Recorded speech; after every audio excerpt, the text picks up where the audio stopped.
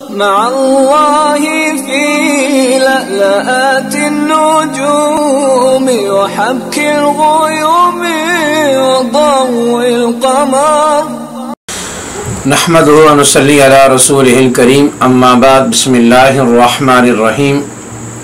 معزز خواتین و حضرات، السلام علیکم ورحمۃ اللہ وبرکاتہ۔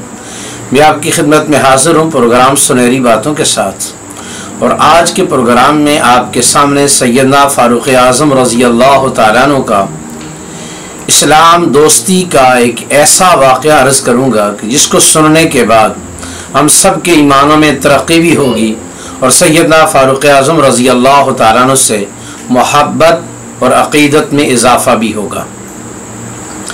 سیدنا فاروق اعظم رضی اللہ تعالیٰ عنہ ایک مرتبہ اپنے گورنر ابو موسیٰ اشعری رضی اللہ تعالیٰ عنہ کے پاس تشریف لے گئے اور جا کے فرمایا کہ آپ اپنا سارا حساب کتاب لکھ کر میرے پاس پیش کریں تاکہ میں اس کو دیکھوں اور اس کا حساب کروں۔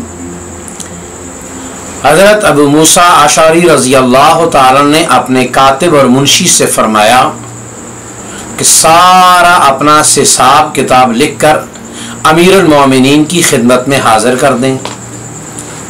کاتب نے بڑی اچھی لکھائی کے ساتھ اور بڑی اچھی ترتیب کے ساتھ سارے سال کا حساب کتاب لکھ کر امیر المومنین سیدنا فاروق اعظم رضی اللہ تعالیٰ عنہ کی خدمت میں پیش کر دیا۔ سیدنا فاروق اعظم رضی اللہ تعالیٰ عنہ اس شخص کی اس نے ترتیب سے متاثر ہوئے اور فرمایا، اے نوجوان، تو ہمارے ساتھ مسجد میں جا اور وہاں سارے اہل شورا بیٹھے ہوئے ہیں، ان کے سامنے یہ سارا حساب کتاب پڑھ کے بیان کر دے تاکہ سب کے سامنے یہ حساب کتاب آ جائے۔ بہت اچھی ترتیب تو نے قائم کی ہے۔ سیدنا ابو موسیٰ اشعری رضی اللہ تعالیٰ عنہ فرمانے لگے، امیر المومنین، یہ نوجوان مسجد میں نہیں جا سکتا۔ تو اس پر سیدنا فاروق اعظم رضی اللہ تعالیٰ نے فرمایا، کیوں؟ کیا یہ نوجوان جنبی ہے؟ کیونکہ مسلمان صرف ایک حالت میں مسجد میں نہیں جا سکتا کہ جب اس پر غسل فرض ہو۔ غسل فرض ہونے کی صورت میں مسلمان کو مسجد میں جانے کی اجازت نہیں ہے۔ سیدنا ابو موسیٰ اشعری رضی اللہ تعالیٰ نے جواب دیا کہ امیر المومنین، یہ نصرانی ہے، عیسائی ہے، اس لیے یہ نہیں جا سکتا۔ سیدنا فاروق اعظم رضی اللہ تعالیٰ نے فرمایا کہ آپ نے نصرانی عیسائی کو اپنا کاتب کیوں رکھا ہوا ہے؟ ابو موسیٰ اشعری رضی اللہ تعالیٰ نے جواب دیا، بہت قابل ہے، معاملات میں بڑا اچھا ہے، اس کے بغیر میرا گزارا نہیں، میرا سارا نظام حکومت اس شخص پہ چل رہا ہے۔ جس وقت سیدنا عمر فاروق رضی اللہ تعالیٰ نے حضرت ابو موسیٰ اشعری رضی اللہ تعالیٰ کا جواب سنا تو امیر المومنین غصے میں بھی آ گئے اور ساتھ ہی ارشاد فرمایا، اے ابو موسیٰ اشعری، یہ سمجھ لے کہ یہ عیسائی آج مر گیا ہے، کیونکہ موت تو اس پر ایک دن آنی ہے۔ سمجھ لے کہ یہ ابھی مر گیا ہے۔ اب اگر یہ مر گیا ہے تو بتا کہ تو اپنا نظام مملکت کیسے چلائے گا، اپنی گورنری کا نظام کیسے چلائے گا؟ اس کے مرنے کے بعد بھی تو نے یہ ذمہ داری کو نبھانا ہے، اور سمجھ لے کہ یہ مر گیا ہے۔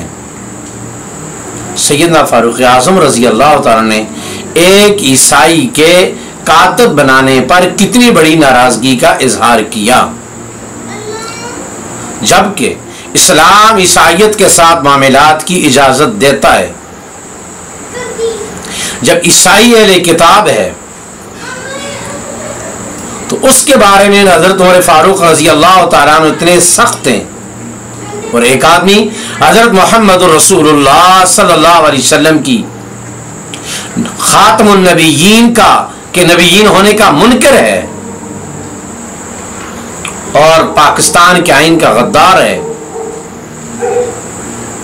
بھلا وہ کسی مسلمان ملک کا مشاورتی کمیٹی کا ممبر کیسے ہو سکتا ہے اور اس سے وفا کی توقع کیسے کی جا سکتی ہے؟